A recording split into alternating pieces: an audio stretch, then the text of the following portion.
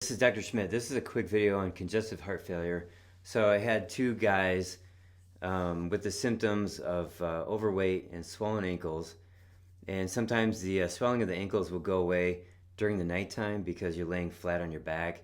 And just by gravity, the liquid inside your body that's in excess and not being moved to the correct places, like maybe out of your body, it'll flatten out because your body's flat. But then you stand up during the day, and just by gravity, the fluid will collect at your feet and your ankles. So I had one guy, it took him 8 months to completely eliminate the swelling of his ankles, and the other person took over a year. A patient I had more than 10 years ago, and he had congestive heart failure, and he felt horrible, out of breath, short of breath, fatigued. He had all the symptoms. And I asked him, is there any food that makes you feel better? Now, I didn't know as much as I know now. And what he said to me was that a few weeks earlier, he had been to deer camp, which is where guys from Michigan, they go up north. Here's Michigan, here's Ann Arbor, and up north is over here. And people go hunting up there. He was at deer camp with his friends. He had a steak on a Friday night. And then Saturday morning, he woke up and he felt great. And I said, well, okay, good. So keep doing that. So I said, keep eating steaks as often as you need to, and that'll increasingly make you feel better and better. And he didn't believe me, and he was shaking his head as he's listening to my suggestion. And he didn't do what I told him to do, and he ended up dying like a few months later. But at that time, that's when I kind of figured out, well, there's something missing here that nobody else is talking about. Like, if you have a heart disease condition, congestive heart failure, what is the role that meat plays with this? Earlier, I had a patient, she was an opera singer with congestive heart failure. She was in her 70s, and she said, I eat all the vegetables they tell me to eat. And I was baffled by the fact that she wasn't getting any better. And yeah, I had her on supplements, but we completely missed the whole dietary aspect of this, because this is probably 2003, 2004 earlier in my career. And she passed away like 6 months later. And I have a patient now, her ankles go up and down depending on her diet. And we're talking now for the last 3 years. So a bad diet, her ankles swell up. And then getting back on a good diet, meaning fatty meat, lots of protein, and then less carbs, low carb, her ankles aren't swelling up, and again, they get smaller. So I've seen this over and over again now over the years, and there is good clinical research showing that congestive heart failure is primarily caused by diabetes. Diabetes is caused by high carb eating. When you go low carb, that can reverse the diabetes, but then you need to feed your organs, and that's where meat comes in. And there's no research that shows that meat causes any disease, whether it's cancer, heart disease, or diabetes. There's no clinical studies that show meat causes disease. So when anybody ever says meat causes cancer, you say, show me the science. And they'll start giving you surveys. And you say, surveys are not science. All right, so keep that in mind. But the point is, we have success here. So what is the best diet for these symptoms of congestive heart failure? What is the best diet for your heart? Well, there's a few theories. One is a plant-based diet, and that's not the answer. And clinically, it makes no sense, really. So you can reduce your weight with the plant-based diet if you have congestive heart failure, and you might even be able to get rid of some fluid, but you got to really feed your heart, and your heart's made out of muscle. And another theory would be fasting. So you can do some short or long-term fasting and create some drop of your diabetes. Your glucose comes down, your A1C comes down, and that's good. But I'm talking about how to really help your heart out. So fasting does not feed your heart, and the key here is that you can't make something out of nothing. We're trying to make a new heart, and you can't do that by not eating. So you got to eat something. Now, the heart is muscle. It's red meat, and the best food for red meat organ is red meat. So go figure that. So imagine you're a bodybuilder and you're trying to build up your shoulders or your biceps. What are you going to eat? Plants or fast? No, those are not the answers. It's red meat. The other thing I wanted to add about this is that when you fast, you could argue that it's good for congestive heart failure because of autophagy. So that means that your cells are dying on purpose, because all cells are born, they die, they get replaced. So during a fasting period, autophagy goes up and you get new cells, but you can't make something out of nothing.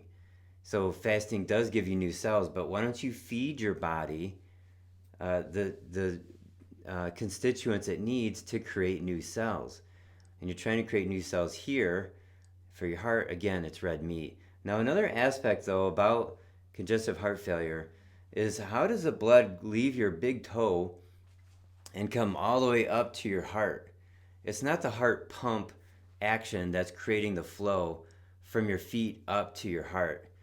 So what actually pushes the fluid up? And what the answer is, it's all the cells that are collectively excreting their waste and pushing the fluid up through the veins. Now, the veins are not muscular.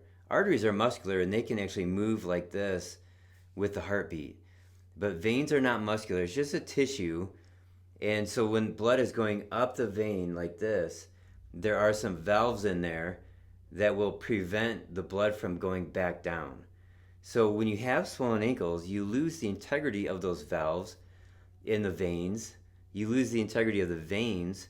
You get spider veins, and you get varicose veins, big spider-looking veins around your knees or ankles. That's because your tissue is breaking down. The venous tissue, the valves, the tissue itself, the veins can expand bigger like this. So you want to make sure that those tissues are tight and strong, yet pliable.